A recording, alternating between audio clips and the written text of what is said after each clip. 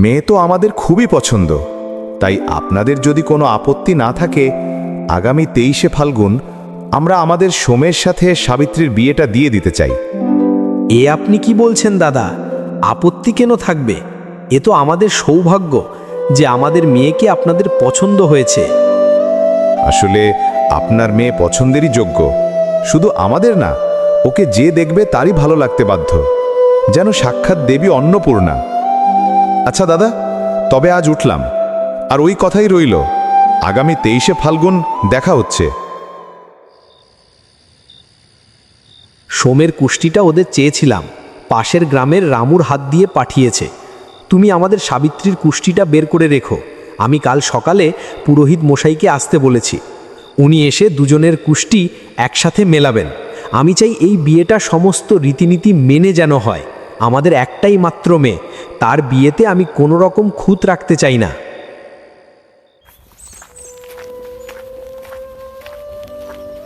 কুষ্টিতে আমি যা দেখলাম রমন, তা একদমই শুভ না। তোমার মেয়ের জন্ম ছকে খুব বড় দোষ আছে, আর এই দোষ না কাটিয়ে যদি তোমরা এই বিয়ে দাও তো ওর স্বামী প্রতিনিয়ত বড় বড় বিপদের মুখে পড়বে। এমনকি ওর স্বামীর প্রাণ সংশয়েরও ঝুঁকি থেকে যাবে। কিভাবে এমনটা হতে পারে? আমার মেয়ে ছোট থেকে নম্র ভদ্র, তারপরেও এতে সাবিত্রীর কোনো দোষ নেই, এটা ওর কুষ্টিতে লেখা আছে। এর কি কিছু প্রতিকার হয় না পুরোহিত মশাই? হ্যাঁ, এই দোষ কাটানোর একটা উপায় আছে। সাবিত্রীর প্রথম স্বামী হবে এক অশ্বত্থ গাছ। আমি ঠিক বুঝলাম না পুরোহিত মশাই। আমাদের সাবিত্রীর সাথে সোমের বিয়ে দেবার আগে এক অশ্বত্থ গাছের সাথে সাবিত্রীর বিয়ে করাতে হবে, তবেই এই দোষ কাটানো যেতে পারে। গাছের সাথে আমাদের সাবিত্রীর বিয়ে করালেই সবকিছু ঠিক হয়ে যাবে তো পুরোহিত মশাই? দেখুন, মানুষের জীবন মাত্রই বিপদ আসতে পারে, কিন্তু এটা করালে ওই গাছ হয়তো ওদেরকে বিপদ থেকে রক্ষা করতে পারে।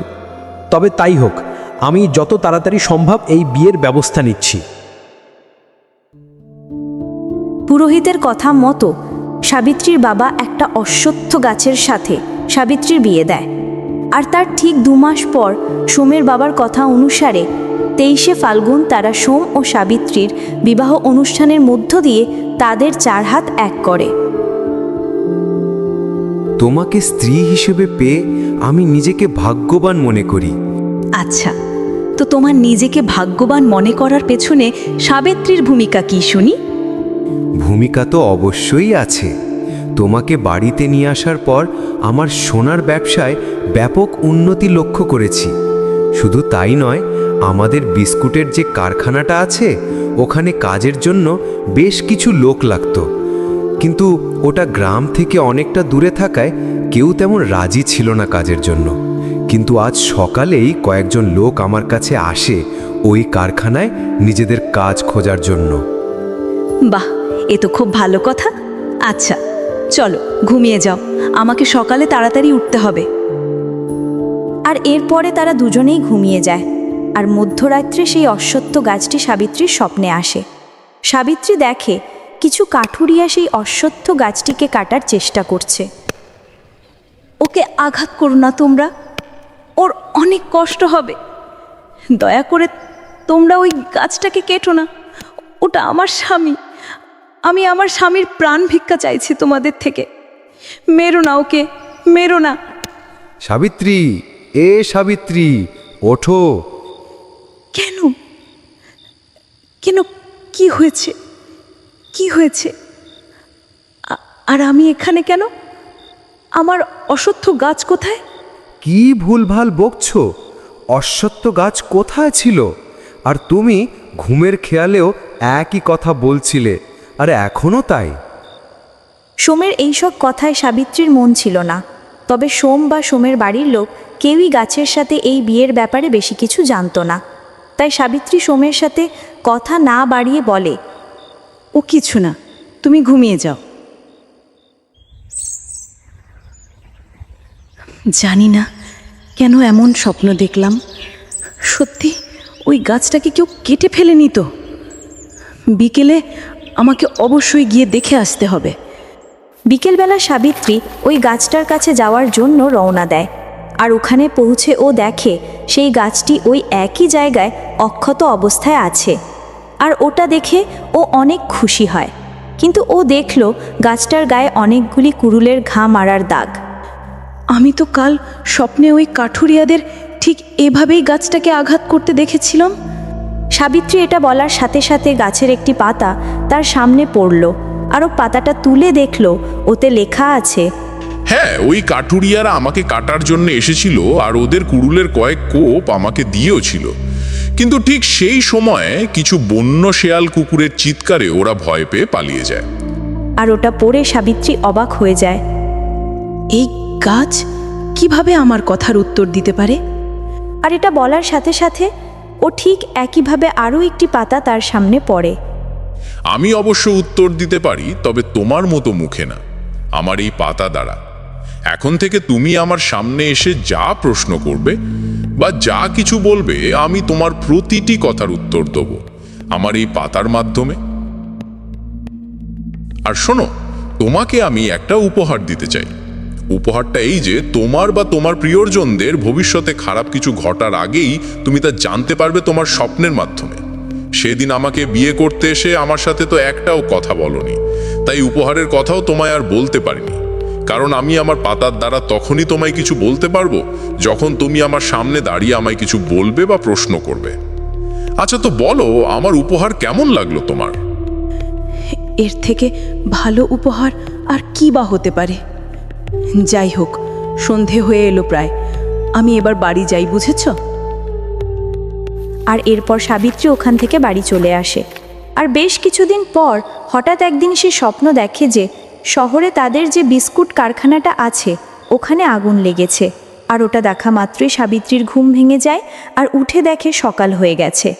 তৎক্ষণাৎ ও ওর স্বামীর কাছে ছুটে আসে আর তাকে বলে, তুমি এক্ষুনি একবার কারখানাতে যাও, আমার মনে হচ্ছে কারখানাতে কিছু অঘটন ঘটেছে, তুমি গিয়ে দেখো। এরকম কিচ্ছুই ঘটেনি সাবিত্রী, এগুলো তোমার মনের ভুল।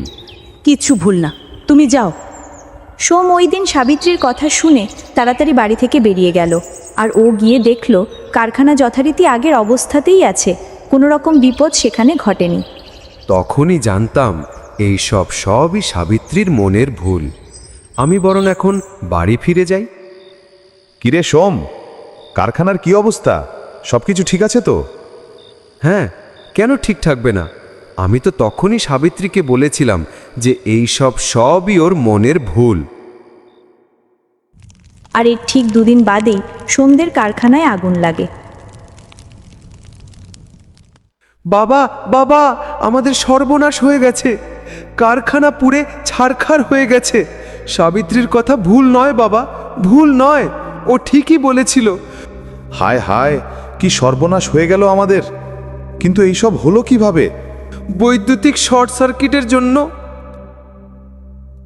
এই ঘটনা শুনে সাবিত্রী খুব ভেঙে পড়েছিল, আর সে তৎক্ষণাৎ ওই গাছের কাছে গেল আর তাকে জিজ্ঞাসা করল, কেন হলো আমার এমন বিপদ? কি করব আমি তোমার ওই উপহার নিয়ে? যদি আমি কোনো বিপদ আটকাতেই না পারি? সাথে সাথে আবার একটি পাতা তার সামনে এসে পড়ল। আমি তো তোমায় তখনই বিপদের ইঙ্গিত দিয়েছিলাম, কিন্তু তুমি তো আমার কাছে বিপদ এড়ানোর কোনো প্রতিকার জানতে চাওনি। আর তুমি না জানতে চাইলে আমি বলি কিভাবে? যাও, এই চারা গাছ নিয়ে গিয়ে তোমার বাড়ি, কারখানা, দোকান, যাবতীয় জায়গায় একটা করে পুঁতে দাও। আমার এই গাছের চারা যেখানে থাকবে সেখানে কখনো কোনো বিপদ আসতে পারবে না। সাবিত্রী সেই চারা গাছগুলি নিয়ে বাড়ি আসে এবং তার বাড়িতে, কারখানায়, দোকানে একটি করে চারা গাছ পুঁতে দেয়। আর ওই অশ্বত্থ গাছের কথা মতো চারা গাছ পোতার পর থেকে আর কোনো রকম বিপদ তাদের ধারে পাশে আসে না।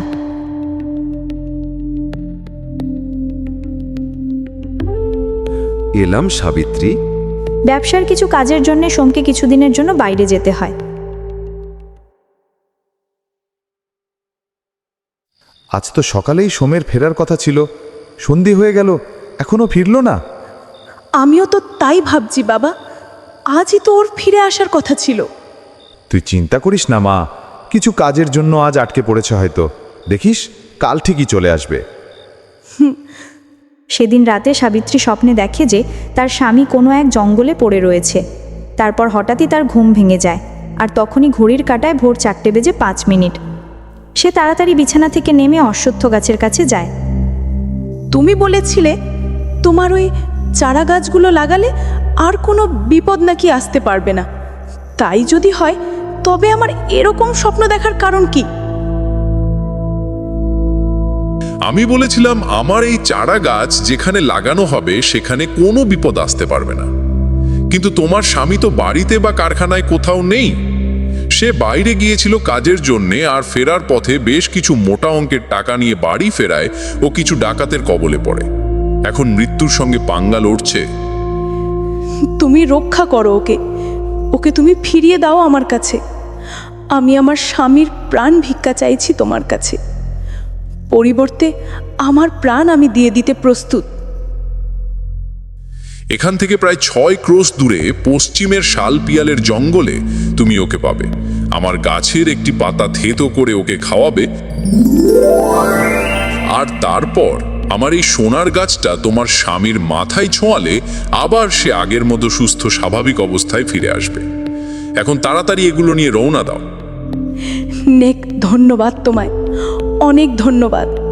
তুমি আবার আমার বিপদ থেকে রক্ষা করলে। তবে এইবার বিপদের থেকে অনেক বেশি কিছু ছিল। এরপর সাবিত্রী ওই অশ্বত্থ গাছ থেকে একটা পাতা পাড়ে, আর অশ্বত্থ গাছের দেওয়া ওই সোনার গাছটি মাটি থেকে তুলে জঙ্গলের দিকে রওনা দেয়।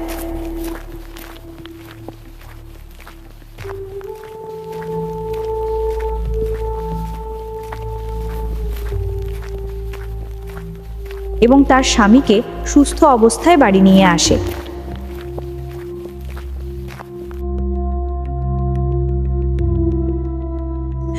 তুমি তো আমাকে আমার জীবন ফিরিয়ে দিয়েছো। তার বিনিময়ে আমিও যদি তোমায় কিছু দিতে পারতাম আমার ভালো লাগতো। যদিও আমার দেওয়া তোমার দেওয়ার কাছে অতি সামান্য হয়েই থাকবে, কারণ তোমার এই ঋণ আমি কখনো শোধ করতে পারবো না। কিন্তু তারপরেও তোমার জন্য কিছু করতে পারলে আমার ভালো লাগতো। আমার কিছু চাই না, আমায় তো শুধু একটু ভালোবাসা দিলেই আমি খুশি। কিন্তু তারপরেও যদি তোমার মনে হয় যে আমার জন্য কিছু করতে পারলে তুমি খুশি হবে, তবে তুমি নিজের পছন্দ মতো কিছু করে দিও আমার জন্য। তবে তাই হোক। শোনো, আমি তোমার থেকে কিছু একটা চাইব, দেবে তুমি আমায়? অবশ্যই দেবো, বলো কি চাও। বলছি, তবে বেশি প্রশ্ন আমার করো না। শুধু এটুকু জেনে রাখো, আজ আমি তোমায় ফিরে পেয়েছি শুধু সেই গাছের জন্য। কি গাছ? আমি তো কিছুই বুঝতে পারছি না। আমাদের বাড়ি থেকে 3 কিমি দূরে বাঁধানো পুকুরের পাশে যে বিশাল অশ্বত্থ গাছ রয়েছে, আমি তারই কথা বলছি। আমি চাই তুমি কালই লোক লাগিয়ে ওই গাছের চারপাশ শান দিয়ে বাঁধিয়ে দাও। আমি ওই গাছের নিচে শিলা প্রতিষ্ঠা করতে চাই, যাতে এরপর থেকে ওই গাছের কাছে লোকজন যাবে, কিন্তু তাকে কাটার জন্যে না, বরং পুজো করার জন্যে।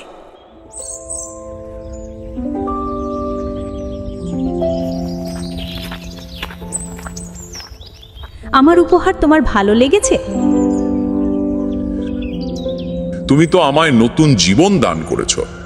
এর থেকে ভালো উপহার আর কি বা হয়? তুমি যে কোনো সময় আমার কাছে আসতে পারো, তোমার যে কোনো প্রয়োজনে। এরপর থেকে যে প্রতিদিনই আমার তোমার কাছে আসতে হবে তোমার পুজো করতে।